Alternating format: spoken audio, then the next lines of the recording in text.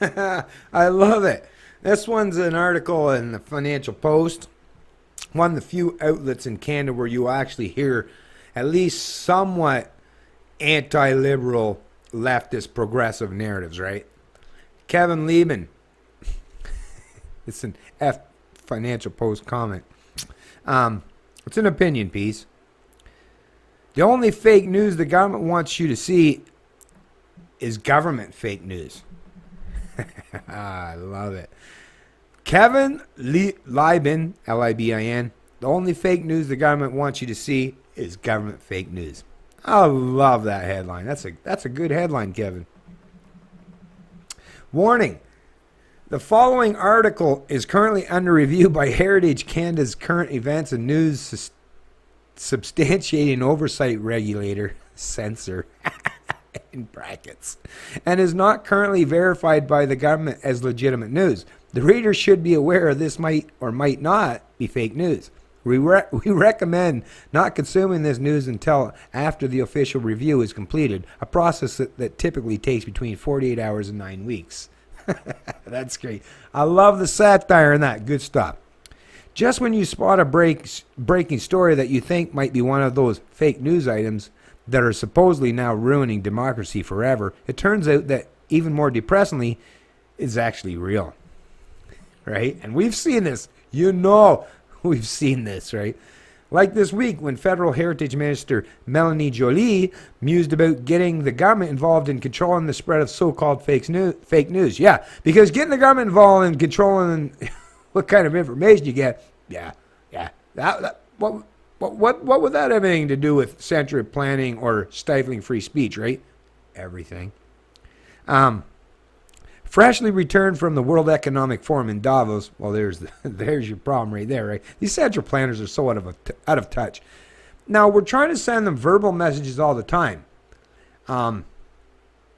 Actually, I'm gonna do a video in regards to this whole thing about Richard Spencer, and maybe this will tie right into it, right? Freshly returned from the World Economic Forum in Davos, where global elites were apparently fretting over the phenomenon of fake news on the internet, Jody is readying to do something about it. Surely, if there's one thing that we've been missing in the great digital explosion of information, literature, culture, and cat videos to every person on Earth, it's the ungainly and groping hands of government officials ensuring that so much internet content measures up to certain standards. Maybe they'll finally put a stop to rickrolling. It was La Presse on Monday that reported Jolie saying she would be having a conversation with Google and Facebook about ways to counteract the dangers that fake news poses to a well-informed citizenry. Like, this is how the left think about it. Before I continue on, the left, all your masters, all you leftists, look at how your masters think of you. You don't even know how to think for yourself. They have to tell you at every stage, every junction of the game. That's what they think of you. So the ones that you're defending and holding your signs of support for, they look down upon you so fucking tremendously, but you're too stupid to even realize it. Although she didn't identify what exactly she thinks the big danger really is, of course, because they can't. It's an impossibility. Because then once you open that whole propaganda narrative completely, once you open that can of worms, government, all establishment, it's all out the window then, right? I don't know how they're going to try to walk that fine line without falling on either side. But like I say, it's going to be entertaining to watch. We can tell the La Presse story wasn't a total fake because the minister posted a link to it in their official Twitter feed and tweeted, "What role can government play to support credible sources and counter the fake news phenomenon?" At least it looked like it was the minister's official Twitter feed. It could have been a clever spoof.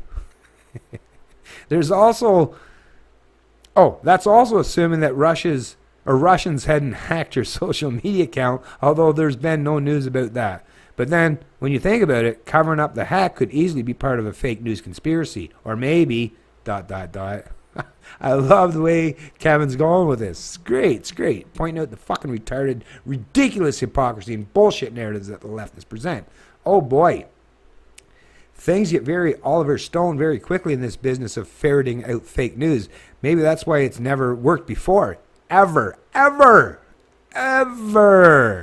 It's not like this stuff was just invented. In the pre-internet age, some people were sure they were getting real truth from the Weekly World News and the National Enquirer, right? If you believe the bullshit coming out of the National Enquirer back in the day, trust me. Like I said, and people did. I knew people that did. But what I mean, try to create a law against stupidity.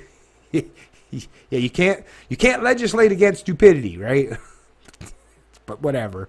While the New York Times and CNN sinisterly buried big stories about Elvis, Bat Boy, and JFK, if only the government had thought then to have a conversation with tabloid selling supermarkets about their responsibility to keep citizens well informed. But then the Inquirer broke legit stories about Bill Clinton, O.J. Simpson, and other news that reporters elsewhere missed. So had anything considered fake news been sidelined before now, people would, in at least some cases, have been less well informed. Of course. No, but listen. It's called freedom of speech and giving people all kinds of information and giving them the ability to discern bad information from good information. The left is proven constantly on a regular basis because you propagated them with such indoctrinated bullshit and completely mystical narratives, just like a lot of the religious right? Some of the social conservatives on the right, when you indoctrinate people into such dogmatic beliefs that have no genuine basis in reality, yeah, they're going to fail all the time, and they're not going to be a proper representation of truth or objective reasoning. But you know what? The rest of society, all you have to do is point out how stupid they are or educate the rest of society even slightly better, and they'll know better. I mean, I would never fall for an article from the Inquirer, and I don't need government fucks to tell me otherwise, right? I don't need someone to centrally plan my life.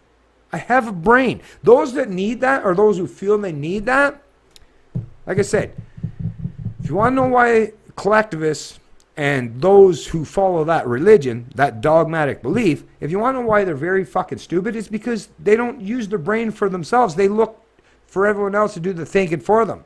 And we're seeing the culmination of that, and why we see the SJW crowd, the politically correct fucks, all these idiots. It's why they're now being, the spotlight shined upon them for the idiots what they are, and people are turned away continuously. Not saying they're all bad people, but yes, if you continue with your bullshit rhetoric and your dogmatic beliefs and your mystical concept of central planning governments, and that's the only information, and those are the only people that you can get your truth from, yeah, sorry, just like all the religious zealots of old, right? Sorry, people think differently than you. You better learn to accept and realize that fact. Get on board. Or stay in your dogmatic belief system, but realize that you're going to be relegated to the dustbins of history. Now, I'll post a link to this article in this video so you can read the rest of it. Like I say, I don't read the whole fucking thing. I ain't going to make a big fucking whole spiel 20, 30-minute video about it. You wouldn't finish it up, but like I say, they're losing the battle for the minds of the masses, and they're desperate now trying to reach out and hope they can grasp it back. It's a failing. It's like they got butter all over their hands, because it's not going to work. Because we're going to fight hard to push back against the bullshit narratives. It's Canadian Libertarian, and I love liberty.